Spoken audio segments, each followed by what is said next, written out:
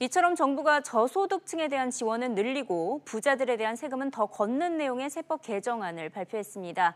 악화된 소득 분배 개선을 위해서 대규모 조세 지출 카드를 꺼내 들었는데 이할라 기자와 함께 앞으로의 국회 통과 과정 등 전망에 대해서 살펴보도록 하겠습니다.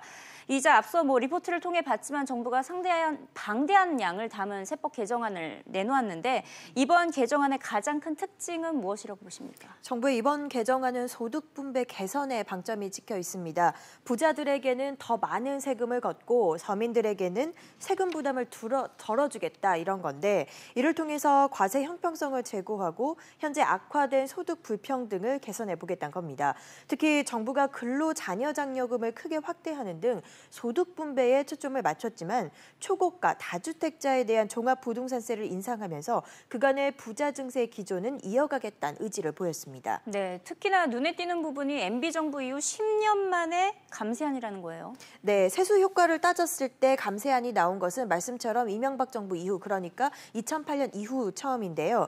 이번 세법 개정안을 보면 이 저소득 가구에 대한 조세 지출 규모가 상당히 큰 것을 확인할 수 있습니다. 근로장려금만 2조 6천억 원, 자녀장려금이 3천억 원에 달하는데 정부는 이번 세법 개정으로 저소득층 지원 규모가 크게 늘어나는 만큼 서민 중산층과 중소기업 등에서 3조 원이 넘는 감세 효과가 일어날 것으로 기대하고 있습니다. 반대로 이를 충당하기 위해서 고소득자와 대기업에서는 약 8천억 원에 달하는 증세가 예상됩니다. 김동연 경제부총리는 앞으로 5년간 2조 5천억 원에 달하는 세수 감소 효과가 발생할 것으로 전망했습니다. 앞으로 더 복지 지출이 확대될 것으로 보이는데 이렇게 큰 폭의 세수 감소가 재정 악화로 이어지는 건 아닐까요? 네, 일단 정부에서는 현재 초과 세수가 넉넉하다고 판단하고 있고요. 정부는 지난해에 이어서 올해도 20조 원이 넘는 추가 세수가 거칠 것으로 보고 있고 내년 역시 이와 비슷한 규모로 세수가 늘어날 것으로 전망하고 있습니다. 말씀하신 이 재정 운영에 대한 우려에 대해 김동연 부총리는 현재 세수 여건이 양호하기 때문에 재정 운영에는 큰 부담이 없다고 설명했습니다. 네, 그렇군요. 이제 앞으로의 일정도 짚어보죠. 정부가 올해 세법 개정안을 이렇게 확정을 했지만 국회 통과라는 아직 관문이 남아있죠? 네, 맞습니다. 이번 세법 개정안은 오늘 입법 예고와 국무회의 등을 거쳐서 다음 달 16일에 입법 예고된 뒤에 오는 9월 정기국회에 제출됩니다.